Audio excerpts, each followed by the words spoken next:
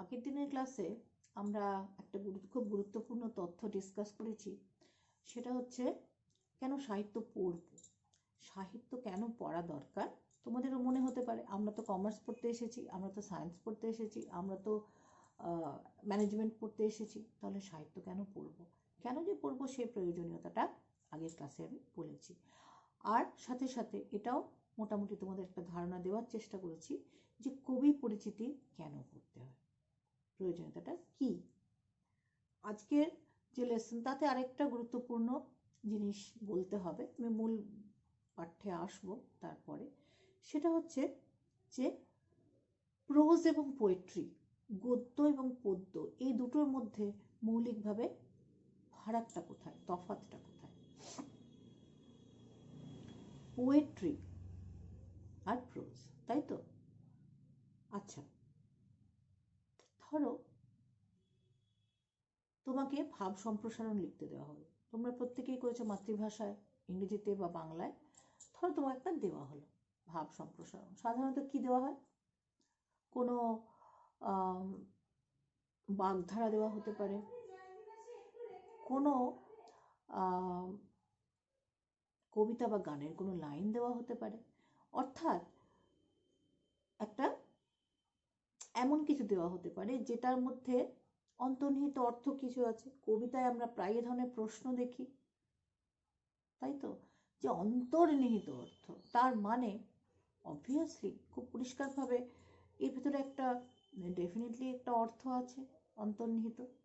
যদি ভেতরে না থাকে তাহলে আর অন্তর্নিহিত অর্থ বলবে কেন? তাহলে অবভিয়াসলি তার মানে বাইরে একটা কিছু দেখতে পাচ্ছি, সেই মোড়কের নিচে আরও কিছু আছে, এক্সট্রা কিছু আছে, তবে তো অন্তর্নিহিত অর্থ ব্যাপারটা আসে, নয়তো তো ওই কথাটাই আসে না। যাই হোক, ধরো তোমাকে ভাব সম্প্রসারণ লিখতে দিল, 2 লাইন একটা কিছু লেখা আছে, কেমন এরকমই থাকবে। ধরো সাধারণ জিনিস মনে করো, জীবে প্রেম করে যেই জন সেই জন সেবিছে ঈশ্বর, খুব সাধারণ 2 লাইন। তুমি যখন ভাব সম্প্রসারণ করবে তোমাকে 2 লাইনে হয়ে যাবে? এই তোমাকে যে জিনিসটা দেওয়া আছে ভাব সম্প্রসারণের, সেটা প্রিডমিনেন্টলি একটা পোয়েটিক ফর্মে দেওয়া আছে, মিটার যাকে আমরা বলি, ছন্দে, বা এটাকে যেভাবে কবিতা লেখা হয় বা বলা হয় এর ফর্মটা এইরকম। তো তুমি যখন ভাব সম্প্রসারণ করছো, তুমি যখন খাতার পাতায় লিখছো, তখন তুমি কিসে ভাব সম্প্রসারণ করো? গদ্যে করো, প্রোজে করো। এবার তোমরা যদি একটু চিন্তা করো নিজেরাই বুঝবে, আমরা কবিতা যেটা 2 লাইনে লিখছি, 2 লাইনে যে প্রশ্নটা আমাকে দেওয়া হয়েছে, সেটা কিন্তু আমি যখন করছি ভাব সম্প্রসারণ, তখন বেড়ে সেটা কি 2 লাইনে আর সীমাবদ্ধ থাকছে, সেটা কিন্তু 2-2.5 পাতা হয়ে যাচ্ছে। কেন হয়ে যাচ্ছে এটা? তুমি তো একই জিনিস লিখছো, ভাব সম্প্রসারণ মানে ওতে যা আছে তুমি এতে তাই লিখছো। তাহলে ওতে যখন বলা হচ্ছে, অর্থাৎ কবিতায় যখন বলা হচ্ছে, তখন খুব ছোট হয়ে যাচ্ছে, 2 লাইনে সেরে দেওয়া যাচ্ছে। আর গদ্যে যখন তুমি লিখছো, তখন প্রচুর তোমার জায়গা লেগে যাচ্ছে, অথচ একই তো ব্যাপার। তাহলে এই যে মাধ্যমটা, এক্সপ্রেশনের যে ভঙ্গিটা, সেটা শেষ হওয়ার সাথে সাথেই তার যে কন্টেন্ট, মানে কতটা অ্যামাউন্ট, সেই অ্যামাউন্টটা বেড়ে যাচ্ছে কেন? এটা কারণ অনেকগুলো। তো অনেক আরও জটিলভাবে বলা যায়, বা তোমরা যদি কেউ ইংরেজি সাহিত্য বা সাহিত্য নিয়ে পড়ো হায়ার স্টাডিজে, তাহলে দেখবে যে এগুলো অনেক ডিটেলে পড়তে হবে। আপাতত তোমাদের উচ্চ মাধ্যমিক স্তরে যেগুলো খুব গোড়ার কথা বা মূল কথা, সেগুলোই শুধু বলছি। প্রথম কারণ হচ্ছে, কবিতা হচ্ছে প্রতীকী। প্রতীকী মানে কি? সিম্বলিজম ইউজ করা হয়। সিম্বল, প্রতীক মানে কি? একটা কিছু, আর তার জন্য সেই জিনিসটাকে আমরা সামনে না এনে তাকে তার প্রতিনিধিত্ব করে বা রিপ্রেজেন্ট করে, এরকম একটা কিছু সামনে আমরা নিয়ে আসছি। যেমন ধরো প্রত্যেকের বিদ্যালয়ের নিজস্ব লোগো আছে। তো তুমি যখন বিদ্যালয়ের একটা ধরো ইউনিফর্মটা পরছো, সেই ইউনিফর্মের পকেটে একটা লোগো করা আছে, তাহলে ওই ইউনিফর্মটা ওখানে কিসের কাজ করছে? ওখানে কিন্তু গোটা বিদ্যালয়ের একটা প্রতীক বা সিম্বল হিসাবে ওটা কাজ করছে। ওখানে কিন্তু শুধু ওটা একটা তোমার ব্লেজার বা কোট নয়, ওটা শুধুমাত্র একটা মনোগ্রাম বা লোগো নয়, ওটা কিন্তু তোমার বিদ্যালয়ের মান সম্মান সবই জড়িয়ে আছে কিন্তু ওটার সাথে। যার জন্য বিদ্যালয়ে বলা হয় ছাত্রছাত্রী, তুমি যখন বিদ্যালয়ের ব্লেজার পরে খেলতে নামবে বা কোথাও যাবে, দেখো এই ব্লেজারটার সম্মান কিন্তু রাখবে। তো বুঝতেই পারছো প্রতীক কত গুরুত্বপূর্ণ। তেমনি কবিতা হচ্ছে প্রতীক। এবার তুমি বলতে পারো কেন প্রতীক হয়? প্রতীক এই কারণেই যে একটা প্রতীকের বহুবিধভাবে একটা প্রতীককে ব্যাখ্যা করা যায়। ধরো তোমাদের আমি এরকম একটা আঙুল দেখালাম, এবার আমি কিন্তু তোমাকে বললাম না যে এটার মানেটা কি। ধরো তোমরা যখন ভূগোলের ম্যাপ দেখো, ভূগোলের ম্যাপের নিচে সিম্বলগুলো বলা আছে সব এরকম এরকম, এটা মানে হাইওয়ে, এইটা মানে রেলওয়ে, এইটা মানে শহর, তাই তো, এটা মানে জলাশয়, এরকম সিম্বল দেওয়া আছে ম্যাপে। তুমি দেখে দেখে বলে নিলে বা বুঝে নিলে। কিন্তু যখন আমি একটা কবিতা লিখছি, তখন কি তোমাকে কবি বলে দিচ্ছেন যে আমি ইহা লিখিয়াছি, ইহার মানে ইহা? কখনোই না। পাঠকের ওপর তিনি কিন্তু ছেড়ে দিচ্ছেন ব্যাপারটা, তুমি বুঝে নাও। এটাও একটা কারণ আছে, কেমন সেটা পরে ব্যাখ্যা করছি। আপাতত প্রতীকে যখনই কিছু বলা হবে, ধরো এই যে পুরনো যে উদাহরণটি দিচ্ছিলাম, সেই উদাহরণে যদি ফিরে আসি, তাহলে ধরো এরকম একটা আঙুল দেখালাম। এবার এটা আমি তো বললাম নাকি, তোমাদের জিজ্ঞেস করো বলো তো আমি কি বলছি, তখন তোমরা কেউ বলবে যে ম্যাডাম আপনি এক দেখাচ্ছেন, ফার্স্ট হতে হবে সবাইকে। কেউ বলবে না না ম্যাডাম আপনি হাতে যে পাথরের আংটিটা পরেছেন না, এটাই আমাদের দেখাবার চেষ্টা করছেন। আর কেউ বলবে না না আপনি তো উপরের দিকটা দেখাচ্ছেন, ওই মনে হয় ফ্যানটা খারাপ হয়েছে ওইটাই বলছেন। তো এবার ব্যাপার হচ্ছে সাহিত্য কিন্তু অঙ্কের মতো ফলিত একটা মানে যেটাকে এক্সপেরিমেন্টালি প্রুভ করা যায় সেরকম জিনিস কিন্তু নয়। এই গোটাটাই হচ্ছে অ্যাবস্ট্র্যাক্ট আইডিয়ার ওপর। অ্যাবস্ট্র্যাক্ট বলতে তোমাকে যেখানে অনেক কিছু জিনিস মানে মূর্ত এবং বিমূর্ত, বিশেষ করে সাহিত্য একটা বিমূর্ত জিনিস, যেখানে তোমাকে অনেক কিছু উপলব্ধি দিয়ে বুঝে নিতে হয়। সব কিছু তুমি ওখানে রিটেন ফর্মে পাবে না সোজাসুজি। বিজ্ঞানে যেমন কি, তোমাকে যদি বলে ভাই জলের উপাদান কি, তুমি বলবে হ্যাঁ আমি এক্ষুনি ইলেকট্রোলাইসিস করছি, ইলেকট্রোলাইসিস করলেই দেখবে জলটা ভেঙে যাবে, দুটো হাইড্রোজেন একটা অক্সিজেন থাকবে, ব্যাস হয়ে গেল তো প্রমাণ। মানে হাতে হাতে ফললাম।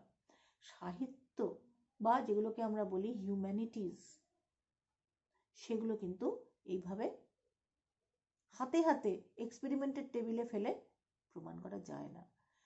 আছে সেই ফিলিংগুলো, সেই ইমোশনগুলো, সেই অনুভূতিগুলো আছে মানুষের সমাজে, যেগুলো আমরা আমাদের অ্যাবস্ট্র্যাক্টভাবে বা বিমূর্তভাবে যেগুলো বুঝতে হয়। তোমরা অ্যাবস্ট্র্যাক্ট নাউন পড়েছো না ছোট ক্লাসে? অ্যাবস্ট্র্যাক্ট নাউনে কি আছে?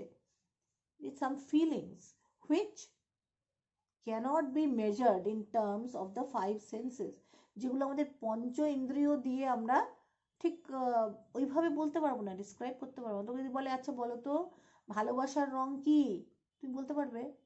যদি বলে একটা এক চামচ হলুদ নিয়ে এসো তো, হলুদ গুঁড়ো, তার রংটা কি, তুমি বলবে রংটা হলুদ। গন্ধটা কিরকম? একটা কারকিউমিনের গন্ধ পাওয়া যাচ্ছে। টাচটা পাউডারি, হাতের সঙ্গে লেগে গেল, স্কিনে লাগলে ইয়েলো হয়ে যাচ্ছে। এতগুলো জিনিস কিন্তু আমরা আমাদের পঞ্চ ইন্দ্রিয়ের মাধ্যমে বলতে পারবো। কিন্তু যদি তোমাকে বলে ভালোবাসার রং কি, তুমি হাঁ করে থাকবে, মানে সেইভাবে তুমি বলতে পারবে না, তাই তো? যে ভালোবাসার রং ব্লু মানেই ভালোবাসার রং হবে, গ্রিন মানেই ভালোবাসার রং হবে, লাল মানেই ভালোবাসার রং হবে, সেরকম কি আছে? হ্যাঁ, আমরা আমাদের মনের যে উপলব্ধি, সেখানে বিভিন্ন জিনিসকে বিভিন্ন রকম করে নিই, সেটাও তো আবার আলাদা, পার্সন টু পার্সন উপলব্ধির জগৎটা আলাদা, তাই না? কারো কাছে যেমন ঘরে বসে তোমার খুব সুন্দরভাবে ঘরে বসে লেখা, একটা লিখলো খুব সুন্দর সুন্দর একটা চিঠি লিখলো যাকে ভালোবাসে, সেটাও একটা এক্সপ্রেশন। কেউ দারুণ গান গাইছে, কেউ বারবার হোয়াটসঅ্যাপই করে যাচ্ছে, ফোনই করে যাচ্ছে, সেটা তার কাছে সেটা একটা বহিঃপ্রকাশ। সোশ্যাল মিডিয়া আপলোড করে যাচ্ছে ছবির পর ছবি, তাহলে প্রকাশের ভঙ্গিটা সবসময় পাল্টাচ্ছে আমরা দেখছি।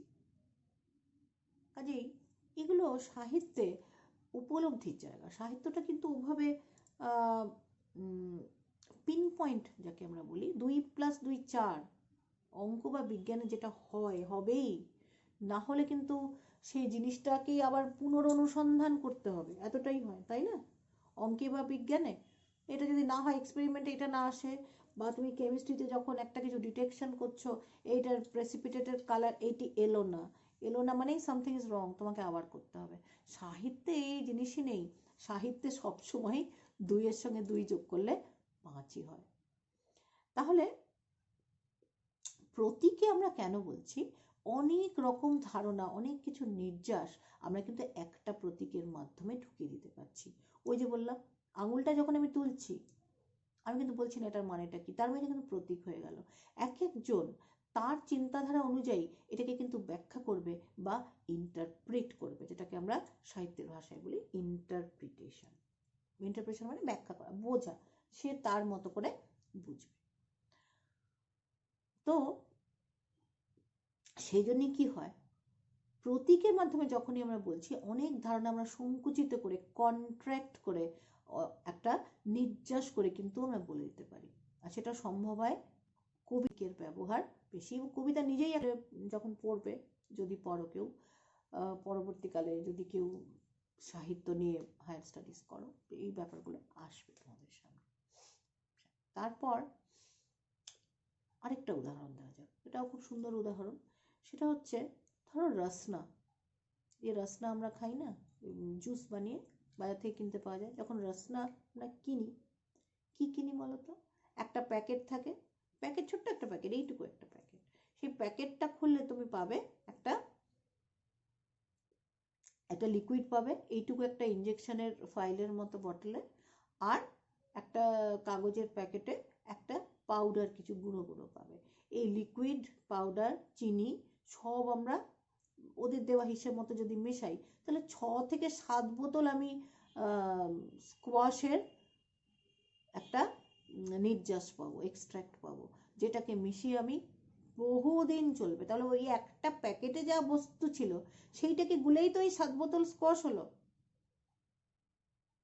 কবিতায় 2 লাইনে যা ছিল, তাহার কে সমস্ত কিছু নিংড়ে বার করে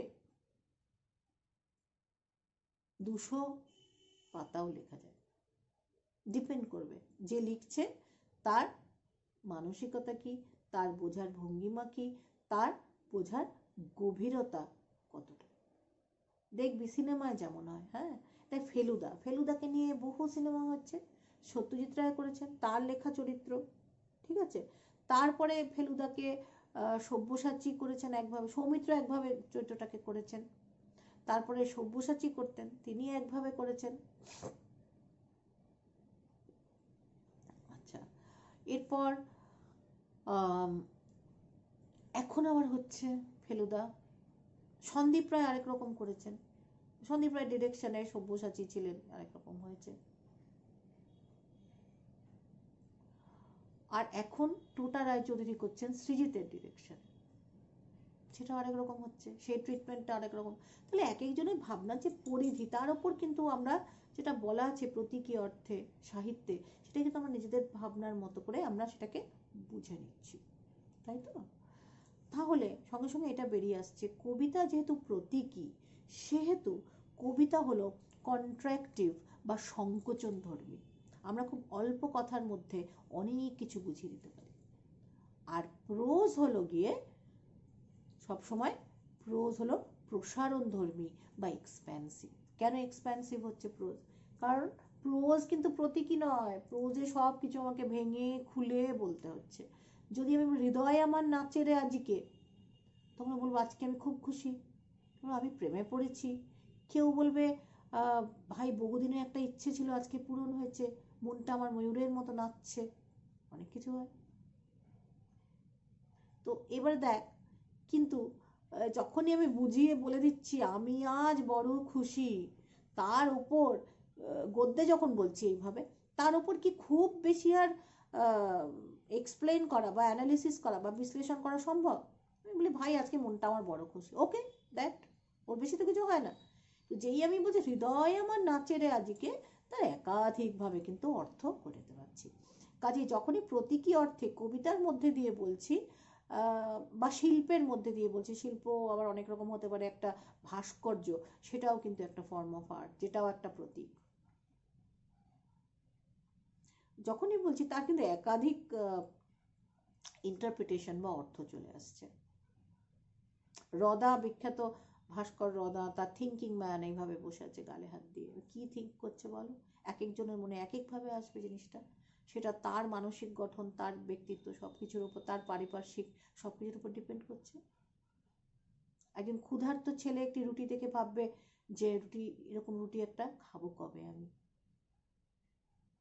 আর একজন বেকার, ধর বেকারির লোক, সে দেখছে রুটিটা আছে, বলে না রুটিটা ঠিক সেঁকা হয়নি, এটা আমি যদি করতাম এইভাবে করতাম, এটা ফার বেটার হতো। তাহলে বুঝতে পারছি দুজনের যে মানসিক গঠন, দুজনের যে পারিপার্শ্বিক, দুজনের জীবনযাত্রা, সবটার ওপর কিন্তু ডিপেন্ড করে আমি একটা প্রতীককে কি অর্থে ব্যাখ্যা করব।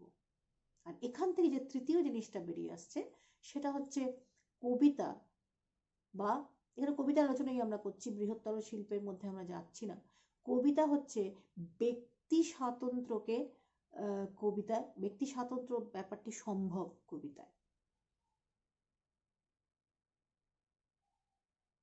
কেন বলতো? ওই যে আমি বললাম হৃদয় আমার নাচের আজিকে, তুমি বললে যে বাহ, আজকে যাকে আমি বহুদিন ধরে ফোন করছিলাম সেই ব্যক্তিটি আজকে আমাকে মানে কল রিসিভ করেছে, আমার সঙ্গে কথাও বলেছে, এর থেকে হ্যাপি আর কি হতে পারে? I am very happy. আরেকজনকেও বলতে পারে এই কুর্তিটা আমার কেনার বড় শখ ছিল, আজকে মা বলেছে তুই পয়সা দিয়েছে আমাকে, আই এম ভেরি হ্যাপি। তো হৃদয় আমার নাচছে, কারো প্রেমে নাচছে, কারো নতুন জামা কাপড়ের জন্য নাচছে, কারো অন্য কিছু প্রাপ্তির আশায় নাচছে,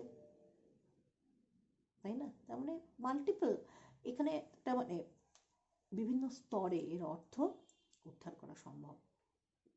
সেজন্য কবিতাকে অনেক সময় পেঁয়াজের সঙ্গে তুলনা করা হয়। পেঁয়াজের কি একটা খোসা তুললি, তার নিচে দেখলি আরেকটা স্তর আছে, সেই স্তরটাকে খুললে আরো একটা স্তর আছে, এইভাবেই তো যায়। তো কবিতাও হচ্ছে তাই, তোমার ভাবনা, তোমার চিন্তার গভীরতা যত গভীর তুমি হতে পারবে, ততটা গভীরতার মধ্যেই তোমার কিন্তু কবিতা নিয়ে যাবে। পেঁয়াজটা যতটা ছাড়াবি ততটাই ছাড়াতে পারবি, ছাড়ানোর ক্ষমতাটা থাকা চাই, চিন্তা ভাবনা, সেই গভীরতা, ইচ্ছেটা থাকা চাই, তাহলেই হবে। রবীন্দ্রনাথ ঠাকুরের কবিতা নিয়ে আজকেও রিসার্চ হচ্ছে, আজকের দিনে নতুন নতুন অর্থ তাতে সংযোজিত হচ্ছে, নতুন অর্থ খুঁজে পাচ্ছেন। কারা খুঁজে পাচ্ছেন? যিনি রিডার, যিনি সমালোচনা করছেন, যিনি পড়ছেন, ওইটা অবভিয়াসলি পড়লেই তো তখন ওটা বেরোবে। তো এইভাবেই চলছে। তাহলে পদ্য এবং গদ্যে মূল ডিফারেন্স হলো, গদ্য প্রতীকী নয়, গদ্য হলো অ্যানালিটিক্যাল, বিশ্লেষণধর্মী, আর কবিতা হলো প্রতীকী, সিম্বলিক্যাল। এই সিম্বলিক্যাল হওয়ার জন্য কবিতায় ব্যক্তি স্বাতন্ত্র্য বা ইন্ডিভিজুয়াল ইন্টারপ্রিটেশন করা যায়, নিজের ব্যক্তিত্ব অনুযায়ী জিনিসটাকে তুমি নিজের মতো করে ভেবে নিতে পারো। অবশ্যই সেই যুক্তিটি, একটা পিছনে যুক্তি থাকতে হবে, কিছু গ্রহণযোগ্য যুক্তি। তুমি বলে আমার মনে হচ্ছে অমুক লোকটা চোর, আমার মনে হচ্ছে মুখখানা দেখে চোর, এরকম বলে তো হবে না, তোকে যুক্তি দিয়ে সাপোর্ট করতে হবে। তো গ্রহণযোগ্য যুক্তি থাকলে অ্যাকসেপ্টেবল, সেটা সবসময় গ্রহণযোগ্য। আর তৃতীয়টি হচ্ছে যে কবিতা হলো সংকোচন ধর্মী বা কন্ট্রাক্টিভ, প্রোজ হলো যেহেতু সেটা বিশ্লেষণ ধর্মী, সেহেতু সেটা হয়ে যাচ্ছে প্রসারণ ধর্মী বা এক্সপ্যান্সিভ, এক্সপ্যানশন হচ্ছে, বেড়ে যাচ্ছে। ওই কারণেই তুমি যখন দু লাইনের ভাব সম্প্রসারণকে যখন তুমি গদ্যে লিখছ, সেটা বেড়ে গিয়ে দাঁড়িয়ে যাচ্ছে হয়তো 3-4 পাতা, যে খুলে লিখতে পারে সে 3-4 পাতা লিখে দিচ্ছে, এবং সবটাই তো প্রাসঙ্গিক, ওটার উপর তো দাঁড়িয়ে আছে, ওটায় যা বলা হচ্ছে এটা তো তাই বলা হচ্ছে, ওটায় পদ্যে বলা হচ্ছে, এটা গদ্যে বলা হচ্ছে, তাই তো। এবার তুমি লিখবে ইহা ইহাও হইতে পারে, ইহার মানে ইহাও হইতে পারে, করে করে অন্তর্নিহিত অর্থ করতে করতে তুমি যতটা ডেপথে যাবে ততটা ডেপথে ওটাও চলে যাবে। তাহলে আজকে আমরা প্রোজের ক্লাস শুরু করছি একটু ইন্টারেস্টিং কাহিনী দিয়ে। কাহিনীটি হলো রাস্কিন বন্ডের বিখ্যাত লেখা দি আইজ হ্যাভ ইট।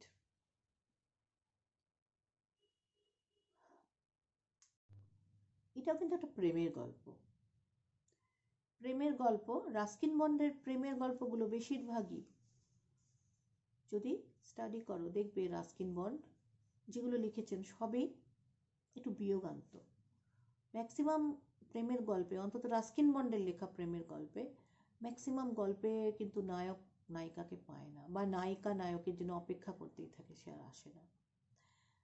এই যে বললাম, এই জন্যই কবি পরিচিতির কথাটা বলেছিলাম, যে কবির জীবনের অনেক ঘটনা হয়তো ছাপ ফেলে, সেটা সচেতনে হোক অবচেতনে হোক, তার লেখার উপর চলে আসে জিনিসগুলো। কারণ আমাদের যে ব্যক্তিত্ব সেটা কোথা থেকে হয়? আমরা যা আমাদের চারপাশ যেভাবে আমাদের তৈরি করে দিচ্ছে, আমাদের অভিজ্ঞতা যেভাবে আমাদের মননকে তৈরি করছে, আমরা তো তারই ফল, আমাদের ব্যক্তিত্ব তো তারই ফল। তো রাস্কিন বন্ড কিন্তু ব্যাচেলর, তিনি বিয়ে করেননি। হয়তো তার বিবাহ না করার পিছনে মনের মতো মানুষ, হয়তো তিনি বিচ্ছিন্ন হয়ে গেছেন সেই মানুষের কাছ থেকে, এমনও হতে পারে। এটা অবশ্য আমার ধারণা। বা রাস্কিন বন্ডের প্রত্যেকটা প্রেমের গল্প, প্রায় প্রত্যেকটা প্রেমের গল্পই বিয়োগান্ত গল্প। এখানে খুব সুন্দর একটা ধারণা আছে। রাস্কিন বন্ড সম্পর্কে একটু বলি। তিনি কিন্তু জন্মসূত্রে ভারতীয়, ভারতে জন্মেছেন, বাবা মা কিন্তু ব্রিটিশ। তিনি, তার ডুয়েল সিটিজেনশিপ ছিল। ডুয়েল সিটিজেনশিপ বলতে ইংল্যান্ডে তিনি পড়াশোনা করতে গিয়েছিলেন, তার ভালো লাগেনি ইংল্যান্ড, তিনি ভারতবর্ষেই চলে আসেন। এবং পরবর্তীকালে তোমাদের জেনে খুব ভালো লাগবে, আমাদের দেশ থেকে তো ব্রেন ড্রেন হচ্ছে, আমরা মানে ম্যাক্সিমাম যাদের ক্ষমতা আছে, যাদের পড়াশোনায় খুব শার্প, এই সুন্দর পিচাই ধরো, গুগলের যিনি সিইও, এরা তো ভারতীয় নাগরিক ছিলেন অরিজিনালি, আইআইটিতে পড়াশোনা করে এরা বাইরে চলে গেছেন, তারপরে মার্কিন যুক্তরাষ্ট্রের নাগরিক হয়ে, অর্থাৎ যেখানে তারা তাদের যে কি বলবো ইন্টেলেকচুয়াল যে ক্ষমতা, সেই ক্ষমতার সঙ্গে মিলিয়ে তারা যে পয়সা কড়ি পেয়েছেন সেটা সঙ্গে তারা সমঝোতা করে সেখানে নাগরিক হয়েই রয়ে গেছেন। এটা আমরা শুনি। বা আজকে আমাদের ভারতবর্ষের মতো একটি দেশে, যেখানে সত্যি করেই টাকা পয়সার একটা দৈন্য, আমরা যদি ইন্টারন্যাশনাল লেভেলে ভাবি তাহলে বড়ই দৈন্য, সেইখানে সেই জায়গায় রাস্কিন বন্ড কিন্তু জন্মসূত্রে ব্রিটিশ হয়ে তিনি ব্রিটিশ নাগরিকত্ব ত্যাগ করেছেন, এবং তিনি থাকেন কাসৌলিতে, উত্তরাখণ্ডের কাসৌলিতে থাকেন। অনেক বয়স হয়ে গেছে। লাস্ট তাকে দেখা গেছে জয়পুর লিটারারি ফেস্টিভ্যালে, তাও আমি বলছি বছর 5-7 আগের কথা। পাবলিক লাইফে তাকে খুব একটা এখন দেখা যায় না, মানে অ্যাটলিস্ট আমরা যা দেখি টেলিভিশনে বা অন্যত্র।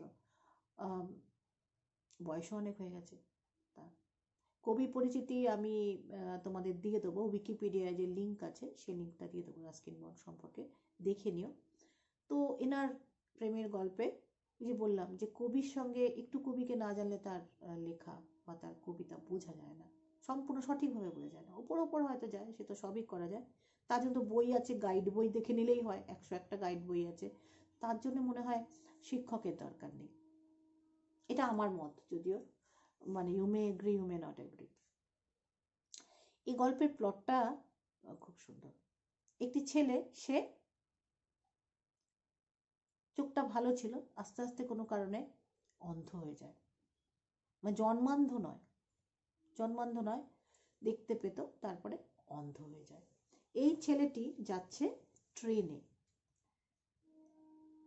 যাচ্ছে, তো রোহানা পর্যন্ত, এখানে কোনো কিছুই খুব স্পেসিফিকভাবে বলা নেই যে যে জার্নিগুলো করছে সেই স্টেশনে। এটা হচ্ছে যে হিমাচলের যে ছোট রেল, খুব সম্ভবত মাউন্টেন রেলওয়ে, দেখবি হিন্দি সিনেমা দেখা যায়, সেই পাহাড়ের মধ্যে ঝিকঝিক ঝিকঝিক করে ছোট রেল যাচ্ছে। দার্জিলিংয়ের টয় ট্রেনের কথা বলছি না, পাহাড়ি যে ন্যারো গেজ বা মিটার গেজের যে লাইন, সেই রকম কোনো ট্রেনে যাচ্ছে। যে জায়গাগুলোর নাম করেছেন রাস্কিন বন্ড, জায়গাগুলো নাম শুনে তাই মনে হয়। তো ছেলেটি ট্রেনে ওঠে, সে তো প্রায় মানে অন্ধই, কোনো রকমে একটা বোধহয় খালি কম্পার্টমেন্ট দেখে সে বসে পড়ে, এবং রোহানা বলে একটা জায়গা আছে, সে রোহানা পর্যন্ত সে একাই ছিল কম্পার্টমেন্টে। তারপরে একটি মেয়ে ওঠে, এবং স্বাভাবিকভাবে এই কম্পার্টমেন্টে এই ছেলেটি এবং এই মেয়েটি একা। তো একটি কম বয়সের যুবকের মনে যেরকম আলোড়ন উঠতে পারে, এরকম মেয়েটির মুখটা সে তো দেখতে পায় না কারণ সে অন্ধ, তার বোধহয় আলোড়ন না উঠুক, তার প্রাণে নিশ্চয়ই কোথাও একটা ভালো লাগার ছোঁয়া তো, একটা মানে ভালো লাগার একটা স্রোত তো অবশ্যই বয়ে যায়, যেটা স্বাভাবিক এই বয়সে। যাই হোক, তার একটা খেদ রয়ে যায় যে মেয়েটির মুখটা সে দেখতে পাবে না কারণ সে অন্ধ। কিন্তু স্বভাবে তো পুরুষ, তাই সে চেষ্টা করে যে মেয়েটিকে বুঝতে না দেওয়া যে সে অন্ধ। এই করতে করতে মেয়েটি কিছু দূর পর এক স্টেশনে নেমে যায়। তখন সেই স্টেশনে আরেকটি লোক আসে এই কামরায়। তো এই লোকটিকে যখন মেয়েটির বিষয়ে ছেলেটি জিজ্ঞাসা করে, তখন লোকটি একটা উত্তর দেয় যে, কেন, আপনি কি দেখেননি? মেয়েটি তো অন্ধ ছিল পুরো। অদ্ভুত একটা উপলব্ধি। এটি হচ্ছে এই ছোট গল্প। পরের ভিডিওতে, কোনো ভিডিওতে ছোট গল্প কি, ছোট গল্প আমাদের ছোট গল্প ইংরেজি সাহিত্যে ছোট গল্পকে কিভাবে ভাগ করা হয়েছে, তার এই গল্পটার ঘটনাগুলো ধরে ধরে, পয়েন্টগুলো ধরে ধরে আমি তাদের সেটা বলে দেবো। কিন্তু আপাতত জাস্ট আমি গল্পটা একটু শুরু করি। এই গল্পটা আমি জবানিতে লেখা হচ্ছে, যেটাকে আমরা বলি সাহিত্যের ভাষায়, যেটাকে আমরা বলি ফার্স্ট পারসন মোড। অর্থাৎ এখানে গল্পে যেমন ফেলুদার কাহিনী, তোপসে লিখছে, যে লিখছে সে নিজেও একটা চরিত্র এই গল্পের, এবং সে আমি করে তার চোখ দিয়ে তার মানসিকতায় কিভাবে ধরা পড়েছে গোটা ব্যাপারটা, সেটাই সে বলছে। এখানে যে চরিত্রটি, যে অন্ধ ছেলেটি, সে কিন্তু একটা চরিত্র, এবং তার জবানিতেই পুরো গল্পটা লেখা হচ্ছে। দি আইজ হ্যাভ ইট, চোখেই সবকিছু আছে। I had the train compartment to myself up to Rohana. ট্রেনের কম্পার্টমেন্টটা রোহানা পর্যন্ত আমার একারই ছিল। দেন এ গার্ল গট ইন, তারপর একটা মেয়ে উঠলো। এখন অন্ধ মানে একদম কাট অন্ধ নয়, মানে আর তাছাড়া কি বলতো, অন্ধরা কিছুটা বুঝতে পারে, তাদের অন্য যে সেন্সগুলো সেগুলো খুব জাগ্রত হয়ে যায়, আমরা জানি, তাই তো? কাজে ছেলেটি বুঝতে পারলো একটি মেয়ে ঢুকলো, গলার আওয়াজ পাচ্ছে। এখানে মজার কথা, যেভাবে গল্পটা বলা হয়েছে, কোথাও দেখবি কোথাও কোনো ভিজুয়াল ক্লু নেই, মানে চোখে যে দেখতে পাচ্ছে এটা নেই, কারণ যে বলছে সে অন্ধ। তা তো দেখার ক্ষমতা, সে কানে যা শুনছে, যে ঘ্রাণ পাচ্ছে, যে স্পর্শ পাচ্ছে, শুধু এই সেন্সগুলো কিন্তু গল্পে আছে, যেটা চরিত্রের সঙ্গে অত্যন্ত মানানসই, এবং গোটা ঘটনা, গোটা চরিত্রটাকে অত্যন্ত রিয়েলিস্টিক বা বাস্তবসম্মত করার জন্য লেখক এইভাবে লিখেছেন। রাস্কিন বন্ড নিজে কিন্তু অন্ধ নন, কিন্তু চরিত্রটাকে একদম বাস্তবসম্মত বা অথেন্টিক, যেটাকে আমরা বলি, সেটা করার জন্য তিনি এভাবে লিখেছেন। The couple who saw her off were probably her parents, যারা ওকে সি অফ করতে এসেছিল। সি অফ মানে কি, যাওয়ার সময় বিদায় দেওয়া, আমরা যাই না ট্রেনে, ট্রেনে তুলে দিয়ে আসা আমরা বলি, তেমনি ট্রেনে যারা তুলে দিতে এসেছিল সম্ভবত ওর বাবা মাই ছিল। বোধহয় এদের মধ্যে কথোপকথন শুনে লেখক বা আমাদের যিনি ন্যারেটর তিনি আন্দাজ করলেন। They seemed very anxious about her comfort, and the woman gave the girl detailed instructions as to where to keep her things, when not to lean out of windows, and how to avoid speaking to strangers. তারা মেয়েটির স্বাচ্ছন্দ্য নিয়ে খুব বেশি চিন্তিত ছিল। এখানে আমাদের এইটুকু পড়ে মনে হচ্ছে যে স্বাভাবিকভাবেই যেরকম হয়, ভারতীয় পেরেন্টসরা তাদের ছেলেমেয়েদের সম্পর্কে খুব প্রোটেক্টিভ। বাবু এটা করবে না, সেটা করবে না, এখানে যাবে না, এটা খাবে না। এটা আমরাও করি, আমিও করি, আমার সন্তানকে আমিও করে ফেলি এরকম। তো এটা করতে করতে মনে হয় এটা, কিন্তু পরে যখন আমরা জানতে পারি যে মেয়েটি সম্পূর্ণ অন্ধ, তখন এই কনসার্ন, কেন বাবা মা যে বারবার এইভাবে বলছেন তাদের সন্তানকে, এই কনসার্নটা কিন্তু একদম আমরা বুঝতে পারি যে কেন ছিল এই অত্যন্ত কনসার্নটা, কারণ মেয়েটি চোখে দেখে না। বাবা মার চিন্তা হওয়া স্বাভাবিক, তবু অনেক বাবা মার চাইতেই হয়তো তারা অনেকটাই সাহসী যে মেয়েকে তারা একা পাঠিয়ে দিচ্ছে। তা কি বললেন, তুমি কোথায় জিনিসপত্র রাখবে, সে when not to lean out of windows, জানলা দিয়ে কখন ঝুঁকে দেখা উচিত নয়, and how to avoid speaking to strangers. আর কিভাবে, কেন আগন্তুকদের সঙ্গে একদমই কথা বলা উচিত নয়। মনে রাখ, আরেকটি যে চরিত্র যে বসে আছে অলরেডি ট্রেনের কামরায়, সে কিন্তু এই মেয়েটির জন্য একটা আগন্তুক, স্ট্রেঞ্জার। কাজে একটু আশঙ্কা হয়তো এই ব্যক্তির হলো যে একে তো শিখিয়ে দেওয়া হচ্ছে যে আগন্তুকের সঙ্গে বাবা কথা বলো না, তাহলে আমার সঙ্গে বুঝি আলাপই হবে না এই যাত্রা।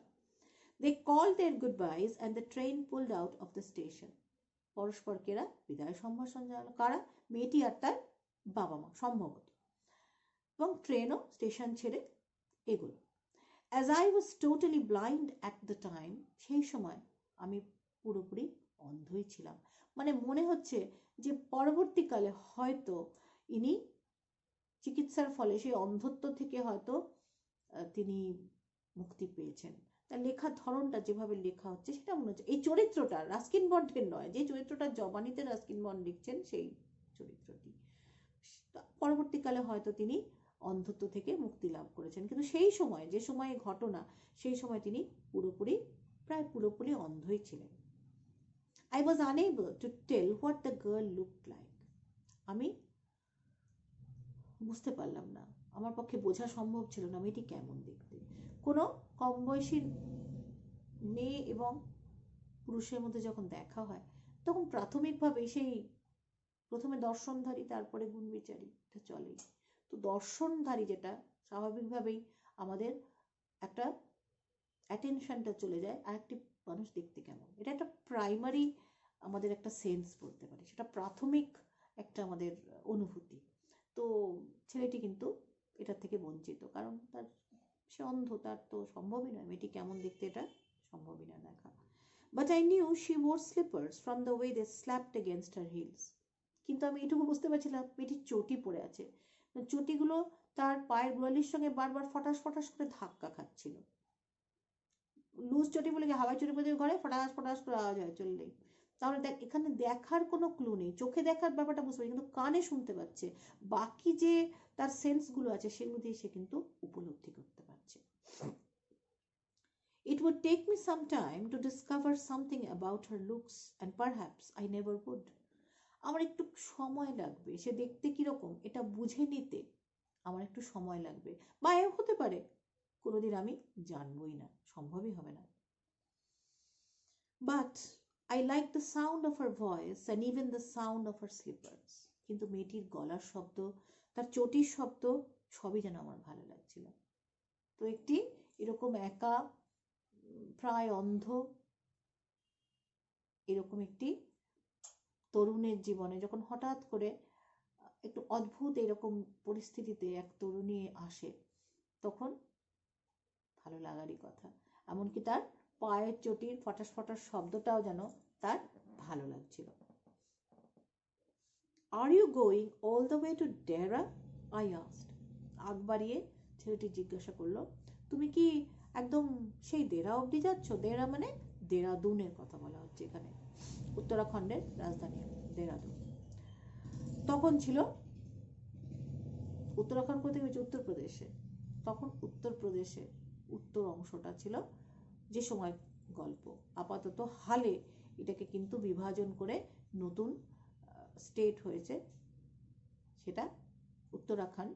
এবং এই যে দেরাদুনের কথা বলা হচ্ছে, এই দেরাদুন কিন্তু উত্তরাখণ্ডের এখন রাজধানী।